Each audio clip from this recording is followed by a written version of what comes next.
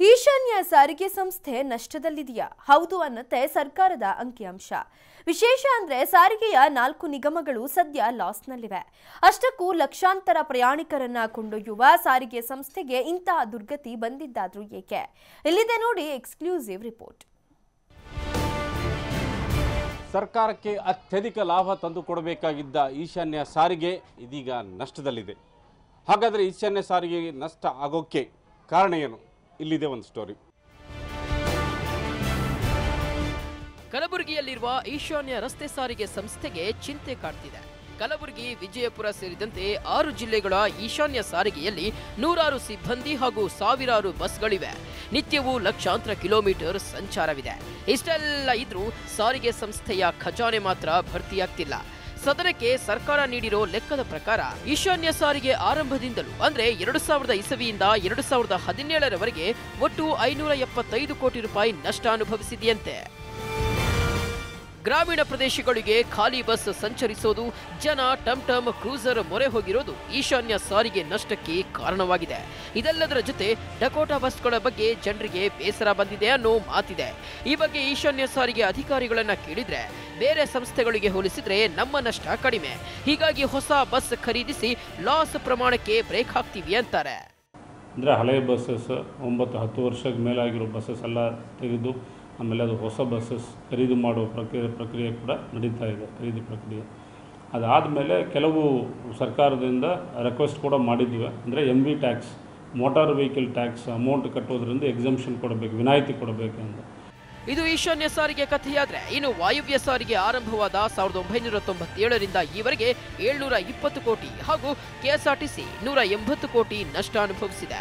ಆದರೆ BMTC ಮಾತ್ರ ನಷ್ಟದಲ್ಲಿಲ್ಲ, ಕೇವಲ 616 ಕೋಟಿ ಸಾಲದಲ್ಲಿದೆ ಅನ್ನುತ್ತೆ ಅಂಕಿಅಂಶ.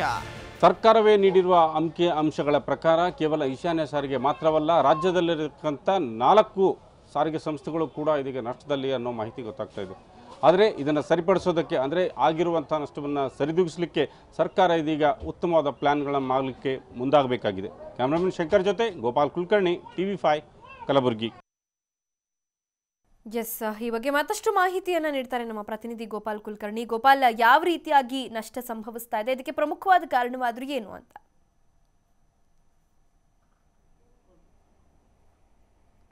ಹೌದು, ಸರ್ಕಾರಕ್ಕೆ ಏನು ಆದಾಯ ತಂದುಕೊಡುವಂಥ ಕೆಲವು ಇಲಾಖೆಗಳಲ್ಲಿ ಸಾರಿಗೆ ಇಲಾಖೆ ಕೂಡ ಒಂದು. ಆದರೆ ಇಲ್ಲಿರ್ತಕ್ಕಂಥ ಸಾರಿಗೆ ಇಲಾಖೆ ಸರ್ಕಾರಕ್ಕೆ ಒಂದು ರೀತಿಯಿಂದ ಲಾಸಲ್ಲಿ ನಡೀತಾ ಇದೆ ಅಂತೇಳಿ ಗೊತ್ತಾಗ್ತಾ ಇದೆ. ಕಾರಣ ಏನಂತ ಹೇಳಿದರೆ, ಈಗ ಇರುವಂಥ ಏನು ಸಾರಿಗೆ ವ್ಯವಸ್ಥೆಗಳಲ್ಲಿ, ಅದರಲ್ಲೂ ವಿಶೇಷವಾಗಿ ಈಶಾನ್ಯ ಸಾರಿಗೆ ಕೂಡ 2000 ಇಸ್ವಿಯಲ್ಲಿ ಏನು ಆರಂಭವಾದಾಗಿನಿಂದ ಇಲ್ಲಿಯವರೆಗೆ ಅಂದರೆ ಸುಮಾರು 18 ವರ್ಷಗಳ ಅಂಕಿಅಂಶಗಳನ್ನು ನೋಡಿದರೆ, ಈಗ ಸರ್ಕಾರ ಕೊಟ್ಟಂಥ ದಾಖಲೆಗಳ ಪ್ರಕಾರವೇ ಈಶಾನ್ಯ ಸಾರಿಗೆ ಸತತವಾಗಿ ಲಾಸಲ್ಲಿದೆ, ಅಂದರೆ ಸತತವಾಗಿ ನಷ್ಟದಲ್ಲಿ ಬರ್ತಾ ಇದೆ. ಕಾರಣ ಏನಂತ ಹೇಳಿದರೆ, ಇಲ್ಲಿರ್ತಕ್ಕಂಥ ಈಶಾನ್ಯ ಸಾರಿಗೆಗೆ ಹೋಗುವಂಥ ಗ್ರಾಮೀಣ ಪ್ರದೇಶದ ಬಸ್ಸುಗಳು, ವಿಶೇಷವಾಗಿ ಹಳ್ಳಿ ಕಡೆ ಹೋಗುವಂಥ ಬಸ್ಸುಗಳು ಸಂಪೂರ್ಣವಾಗಿ ಖಾಲಿ ಹೋಗೋದ್ರಿಂದ ಹೀಗಾಗಿ ಅಲ್ಲಿರ್ತಕ್ಕಂಥ ಏನು ಬಸ್ಸುಗಳಲ್ಲಿ ಯಾವುದೇ ರೀತಿಯಿಂದ ಕಲೆಕ್ಷನ್ ಆಗ್ತಾ ಇಲ್ಲ. ಇದಕ್ಕೆ ಮತ್ತೊಂದು ಯಾಕೆ ಖಾಲಿ ಹೋಗ್ತಾ ಇದೆ ಅನ್ನೋದು ನೋಡಿದರೆ, ಸಮಯಕ್ಕೆ ಸರಿಯಾಗಿ ಹಳ್ಳಿಗಳಿಗೆ ಬಸ್ಸುಗಳು ಬರೋದಿಲ್ಲ. ಕೆಲವು ಹಳ್ಳಿಗಳಿಗೆ ಅಂತೂ ಇನ್ನೂ ಕೂಡ ಬಸ್ಸೇ ಇಲ್ಲ.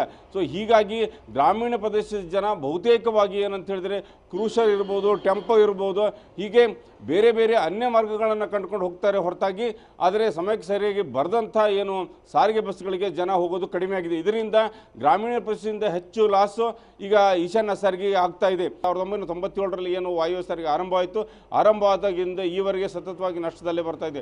ಹೀಗಾಗಿ ರಾಜ್ಯ ರಸ್ತೆ ಸಾರಿಗೆಯಲ್ಲಿ ಇರ್ತಕ್ಕಂಥ ಏನು ಇವು 4 ಡಿಪೋಗಳಿದೆ, ಬಹುತೇಕವಾಗಿ BMTC ಒಂದನ್ನು ಹೊರತುಪಡಿಸಿದರೆ ಎಲ್ಲವೂ ಲಾಸಲ್ಲಿದೆ. ಅದರಲ್ಲೂ ವಾಯುವ್ಯ ಸಾರಿಗೆ ಮತ್ತು ಈಶಾನ್ಯ ಸಾರಿಗೆ ಅಂತೂ ಲಾಸಲ್ಲಿದೆ. ಹೀಗಾಗಿ ಇಂಥ ಒಂದು ನಷ್ಟವನ್ನು ಸರಿದೂಗಿಸಲಿಕ್ಕೆ ಸರ್ಕಾರ ಕೆಲವು ಕ್ರಮಗಳನ್ನು ಕೈಗೊಳ್ಳಬೇಕಾಗಿತ್ತು.